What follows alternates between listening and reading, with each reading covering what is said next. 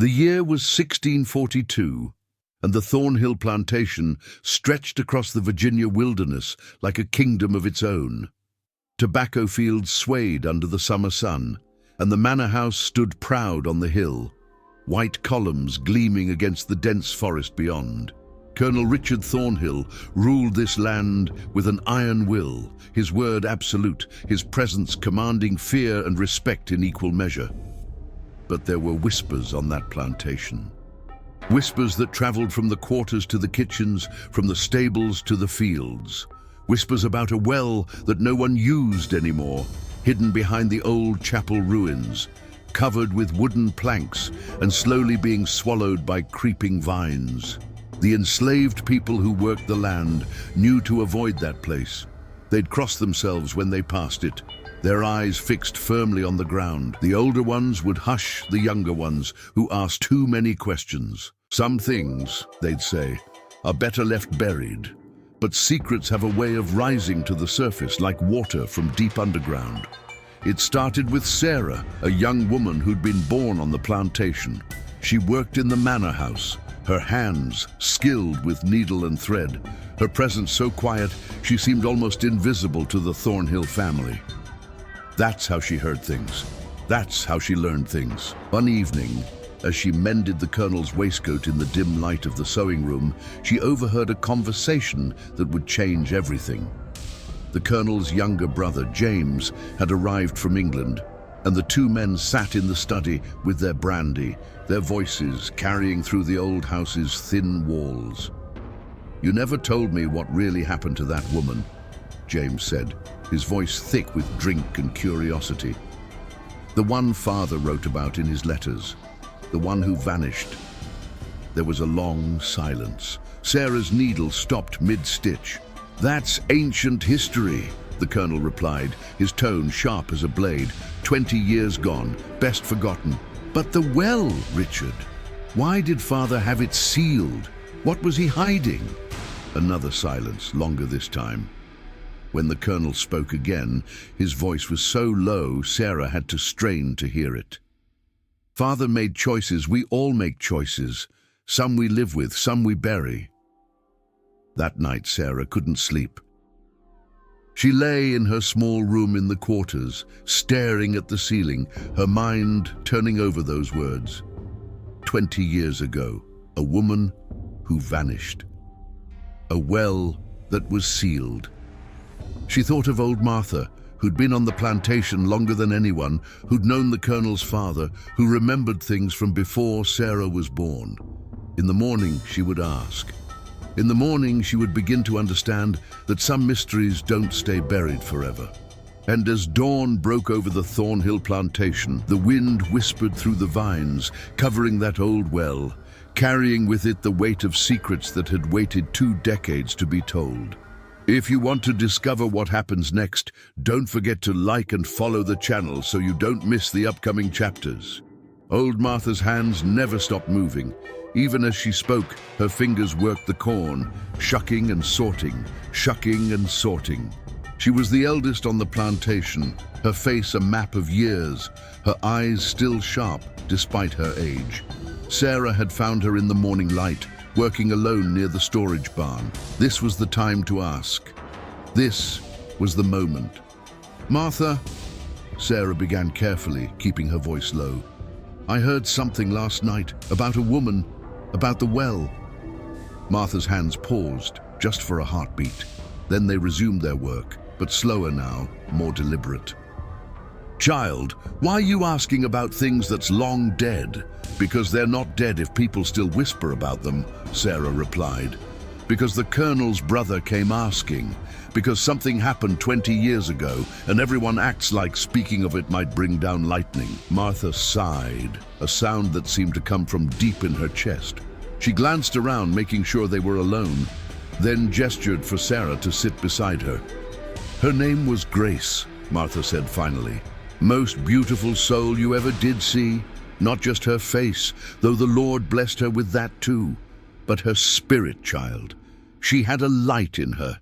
Even in this place, even in bondage, she had hope." Sarah listened, barely breathing, as Martha's words painted a picture of a young woman who'd arrived at the plantation in 1620, brought from another estate. Grace had been skilled in healing herbs, in tending the sick.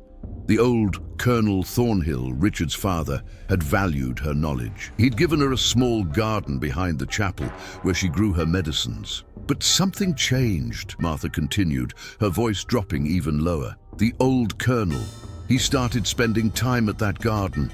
Too much time. His wife noticed, his sons noticed, and Grace started looking scared.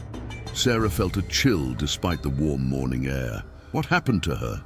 One day she was there, the next day she was gone.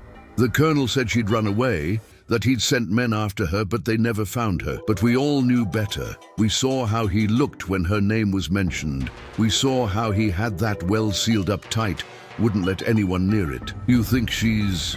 I think some truths are written in stone and earth, even when they're not written in books, Martha said.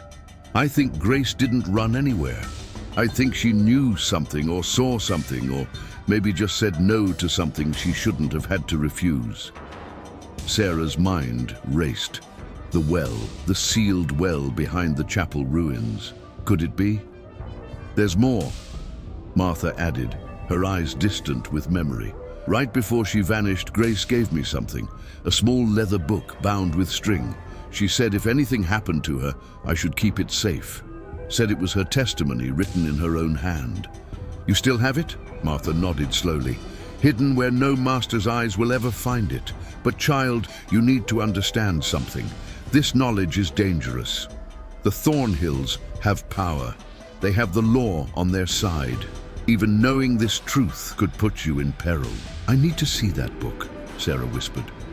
Martha studied her for a long moment, then nodded. Tonight, after the house settles, meet me by the old oak behind the quarters.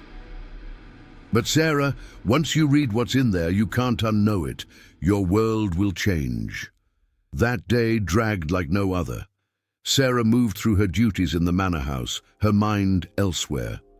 She watched the Colonel at dinner, saw the way he commanded the room, the way everyone deferred to him. This man's father had committed an unspeakable act, and everyone had simply moved on. As night fell and the plantation settled into darkness, Sarah slipped out of her room. The old oak was a massive shadow against the starlit sky. Martha was already there, a small bundle in her hands. This is it, Martha said, handing over the leather-bound book. Grace's testimony. Read it by candlelight. Learn what she wanted the world to know. Sarah took the book, feeling its weight in her hands. It was small, but it felt like it contained the weight of a soul. One more thing, Martha added, her voice urgent. The Colonel's brother, James, he's not like Richard. He's been asking questions around the plantation. I think he suspects something too. Maybe after all these years, the truth wants to come out. Sarah returned to her room, lit a single candle, and opened Grace's testimony. The handwriting was careful, educated, each word chosen with precision. And as she read, tears began to fall. Grace had written everything, the unwanted attention from the old Colonel, the promises and threats. The night she'd told him she would not betray her conscience, the moment she'd seen murder in his eyes. The last entry was dated the day before she vanished. If you are reading this, I am gone, but I will not be forgotten. The truth has a way of rising like water from deep earth. Someone will find this, someone will know, and perhaps one day justice will come, even for people like me. Oh, if this story is gripping you, leave your like and follow the channel so you don't miss anything of this adventure. 3 days after reading Grace's testimony, Sarah made a decision that would alter the course of everything. She would speak to James Thornhill. It was a dangerous gamble. He was still a Thornhill, still part of the family that owned her very existence. But Martha was right. There was something different about him. He'd been asking questions. He'd challenged his brother. And in his eyes, Sarah had seen something she rarely encountered in white men of his station, doubt about the natural order of things. She found her moment on a Thursday afternoon. James often walked the grounds in the late day, away from his brother's watchful eye. Sarah positioned herself near the old chapel ruins, the covered well just visible through the overgrowth, and waited. When James appeared on the path, she stepped forward, her heart hammering against her ribs. "Mr. Thornhill, sir," she said quietly, "may I speak with you?" He stopped, surprised. In this world, enslaved people didn't approach white men uninvited. But instead of anger, curiosity crossed his face. "You're Sarah, aren't you? From the house?" "Yes, sir. And I have something you need to see. Something about the question you asked your brother. About what happened 20 years ago." James's expression sharpened. He glanced around, then gestured toward the chapel ruins. "Show me." Udi. In the shadow of the old stone walls, Sarah produced Grace's testimony. Her hands trembled as she handed it over. "A woman named Grace wrote this before she disappeared," Sarah said. "Your father sealed that well right after she vanished. I think you'll understand why when you read her words." James took the book, his face grave. He read in silence, and Sarah watched as horror, then anger, then something like grief passed over his features.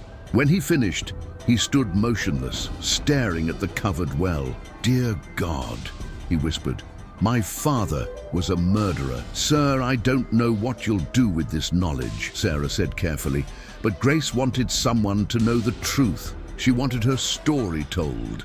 James turned to her, and in his eyes she saw a war being fought. Family loyalty against conscience, the comfortable lie against the terrible truth. "My brother knows," James said finally.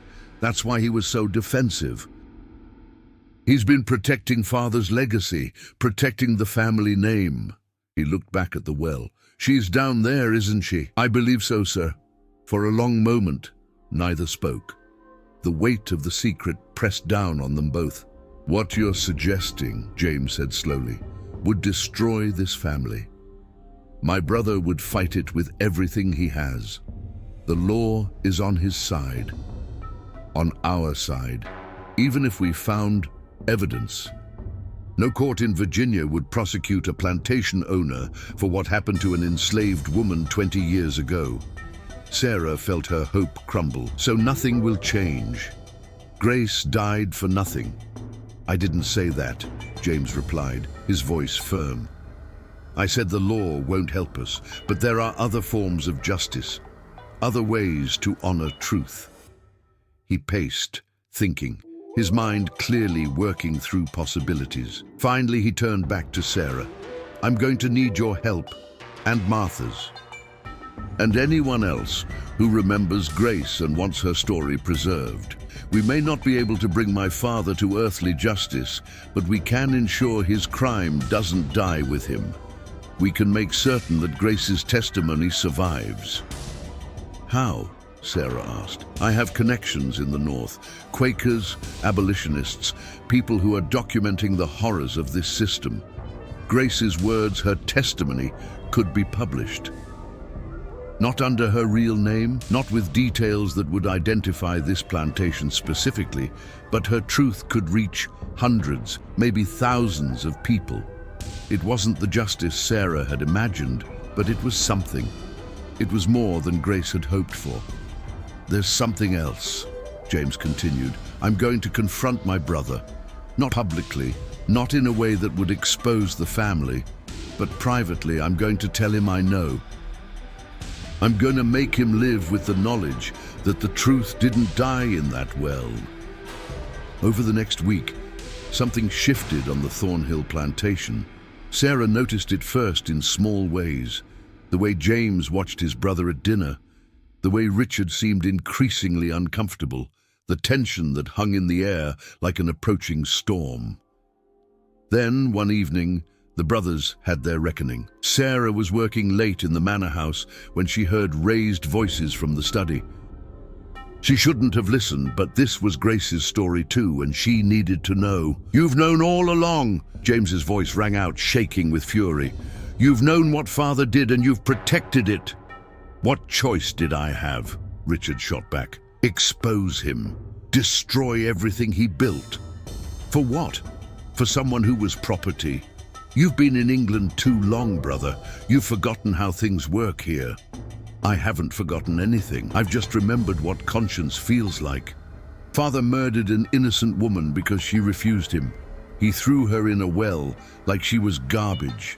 And you've spent 20 years making sure no one questioned it.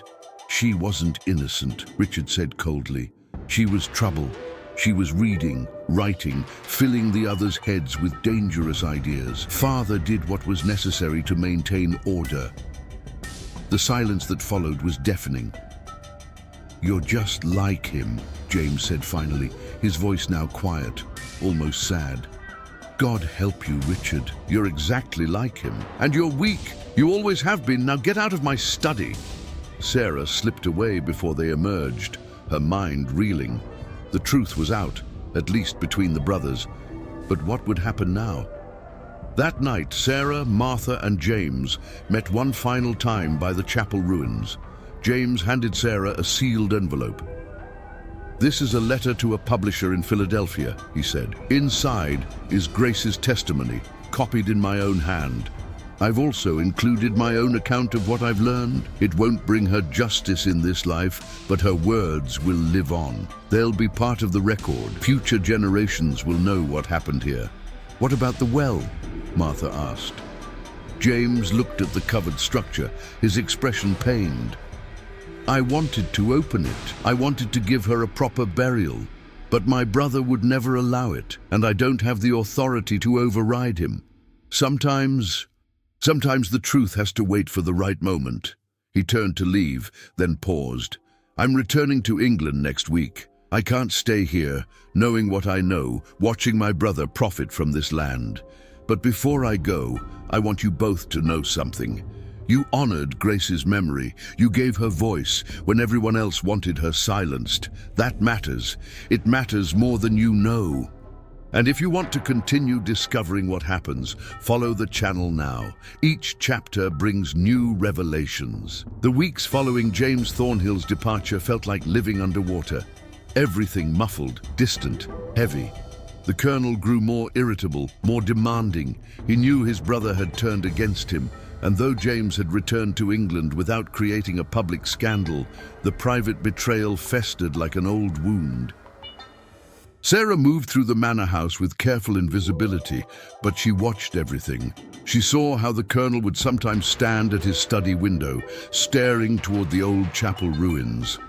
She saw how he drank more, spoke less, seemed haunted by something only he could see. Martha noticed it too.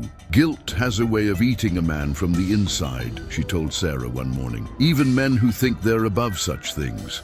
But it wasn't just the colonel who changed. Something had shifted in the quarters as well.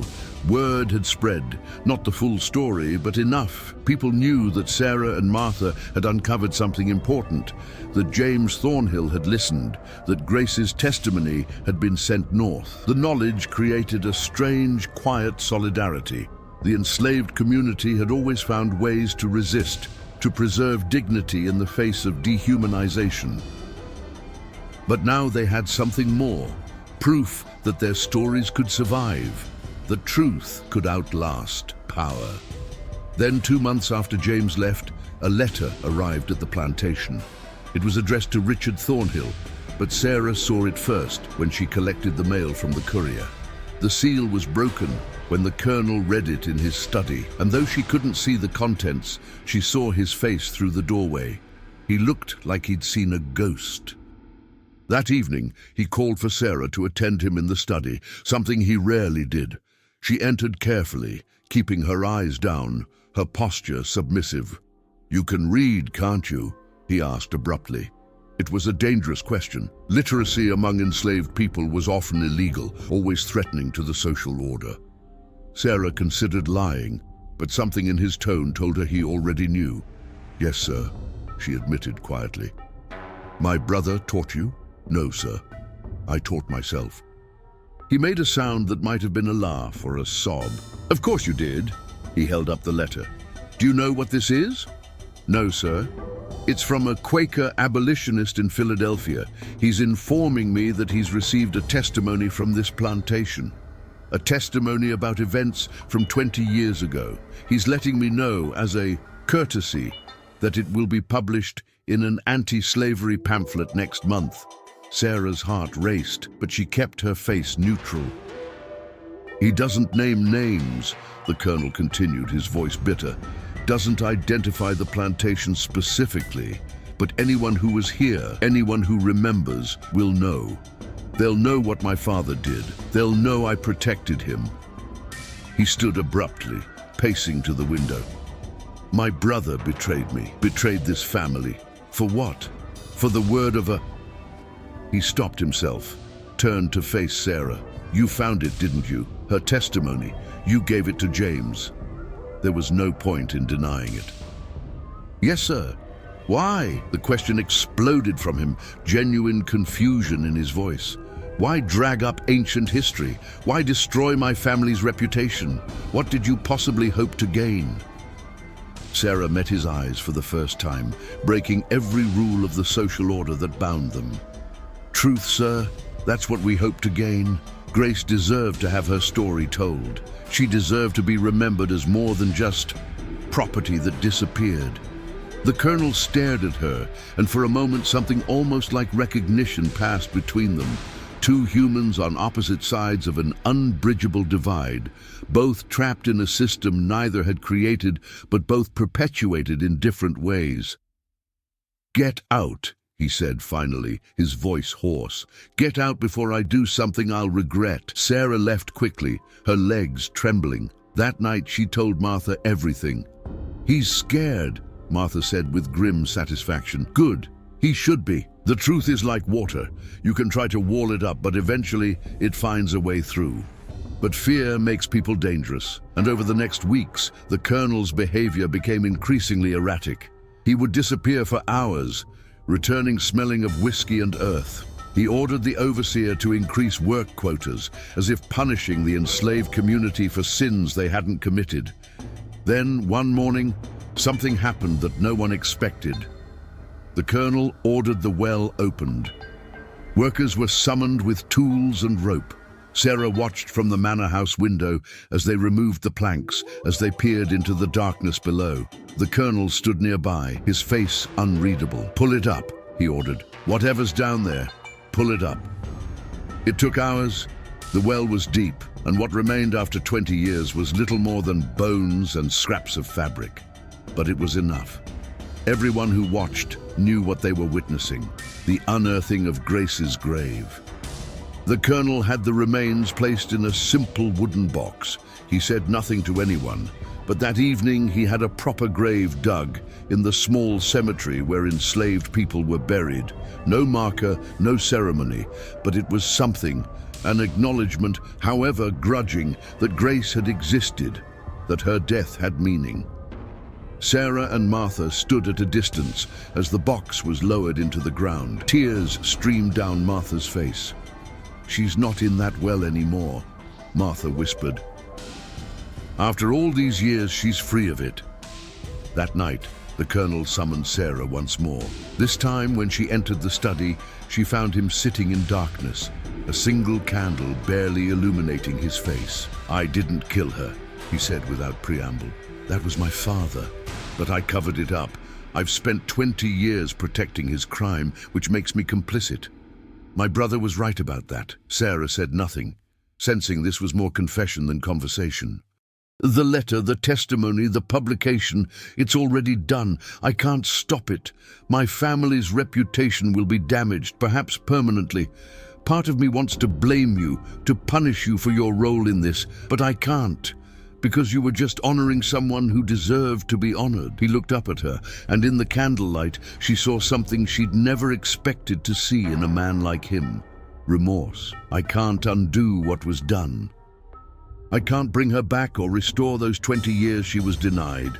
But I can do one thing. I can set you free. Sarah's breath caught. Sir, I'm drawing up manumission papers for you and Martha both. You'll be free to go north to start over. It's the least I can do. It's nothing, really, compared to what was taken, but it's what I can offer. Sarah felt tears burning in her eyes, tears of grief, anger, relief, all tangled together. Freedom. After everything, freedom. "Thank you, sir," she managed to say. "Don't thank me," the colonel replied bitterly. "I'm not doing this out of kindness. I'm doing it because I can't sleep anymore. Because every time I close my eyes, I see that well. Because my brother's words haunt me. And Grace's testimony will haunt me until I die. This is penance, not charity." If you're curious about the ending of this story, don't forget to like and activate the channel bell to follow the final chapter. 6 months later, Sarah stood on a street in Philadelphia, the autumn wind carrying the scent of the Delaware River and the bustle of a city unlike anything she'd known. Beside her, Martha clutched a small package wrapped in brown paper, the first printed copies of Grace's testimony, now part of a larger collection of narratives documenting the realities of slavery. The publication had caused ripples, small but significant, in abolitionist circles. Grace's words, her careful documentation of what had happened to her, resonated with people who'd never set foot on a southern plantation. Her testimony was being read aloud at Quaker meetings, discussed in anti-slavery societies, copied and distributed. The Thornhill family name had indeed been damaged, though the pamphlet's careful omission of specific details meant the scandal remained mostly regional. Colonel Richard Thornhill had become more reclusive, rarely leaving his plantation.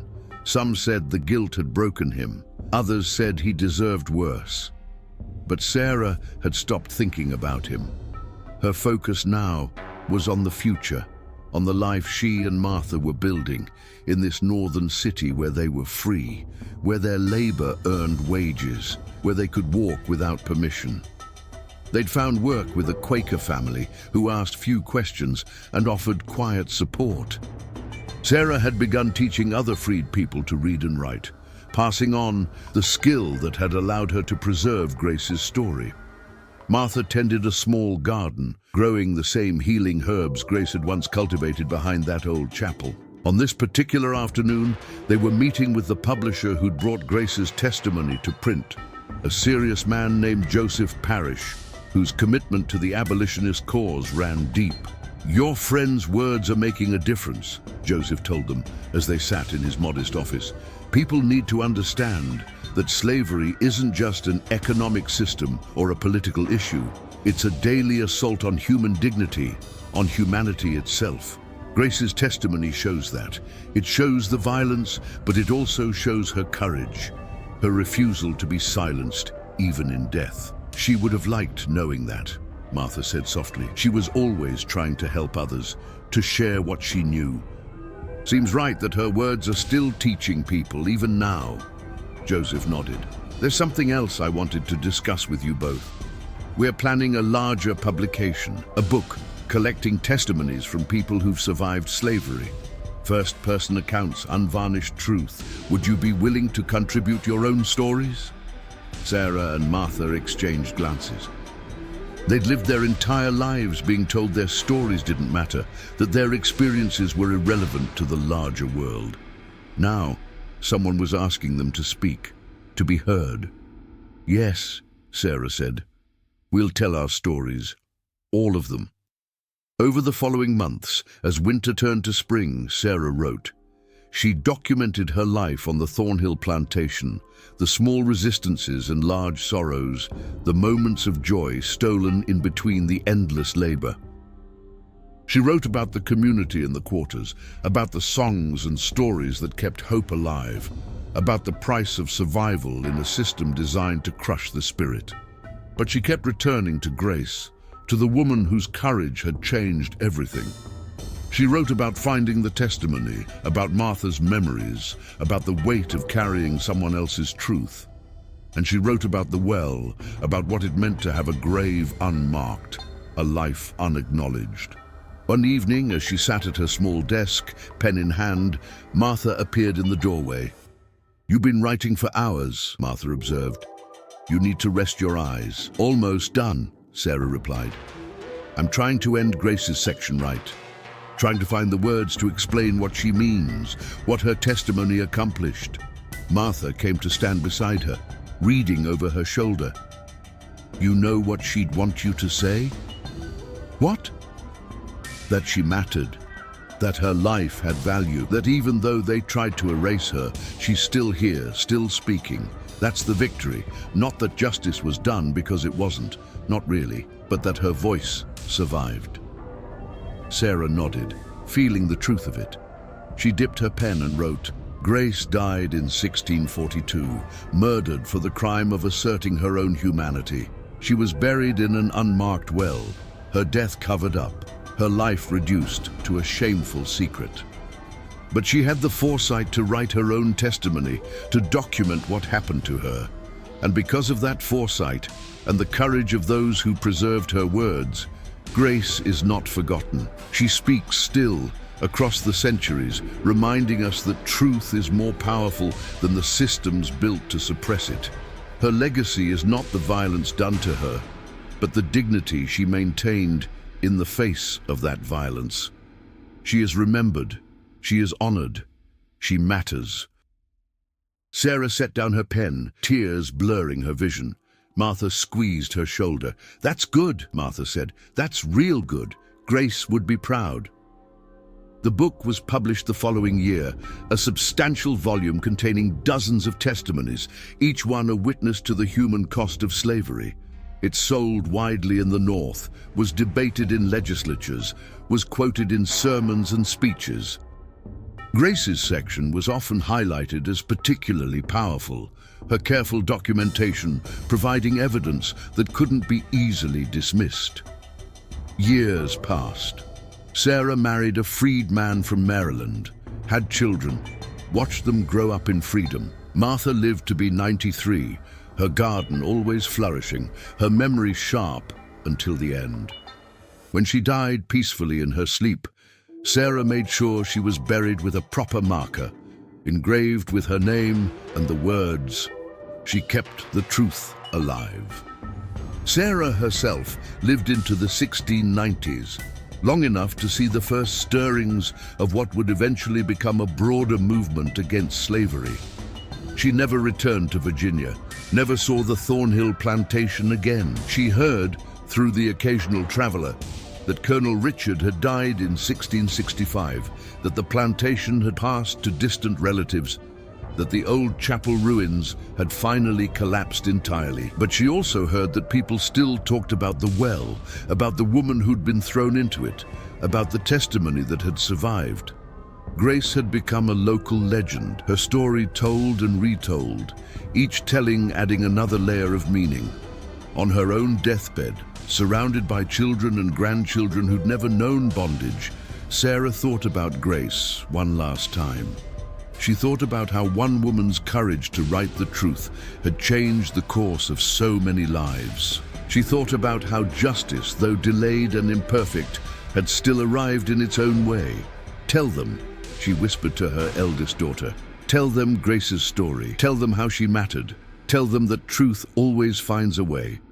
And so the story passed down through generations. Grace's testimony was reprinted in collections throughout the 18th and 19th centuries, each time reaching new audiences, sparking new conversations. Historians would later cite it as one of the earliest documented cases of enslaved people preserving their own narratives, maintaining agency even in death. The Thornhill plantation eventually faded into obscurity. The land sold and resold, the buildings crumbling. But Grace's words remained, carved not in stone, but in the collective memory of a nation slowly, painfully learning to reckon with its own history. In the end, the well that was meant to hide her became the very thing that revealed the truth. The silence that was supposed to bury her testimony became the reason people listened more carefully when they finally heard her voice. Grace had been right in that final entry in her testimony. The truth does rise like water from deep earth. It cannot be contained forever. It will find a way to the surface, to the light, to the ears of those who need to hear it. Her legacy wasn't the violence done to her. It was the courage she showed in documenting that violence, in refusing to let her story die with her. It was the chain of people who honored her memory. Martha, who kept the testimony safe, Sarah, who brought it to light, James, who helped it reach the world, and all those who read her words and were changed by them. Grace had been enslaved, murdered, erased.